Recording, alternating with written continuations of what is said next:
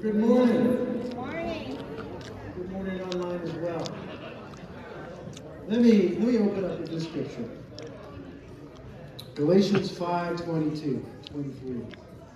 But the fruit of the Spirit is love, joy, peace, patience, kindness, goodness, faithfulness, gentleness, and self-control. With that,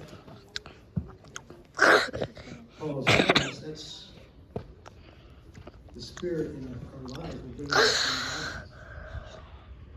But more importantly, not even more importantly, but equally true is he's saying that because that's the characteristics of God. He is love, he is joy, he is peace, he is patience, he is kindness, he is gentleness, and he is self-control. And that's not all exhaustive. There's many more things of God, right? But those are some of them. And it reminded me in the 23rd Psalm. Surely goodness and mercy will follow me all the days of my life. And we're talking about one of the qualities that Scripture talks about God, goodness. Not just sort of good, but good. Like incredibly good, like infinitely good.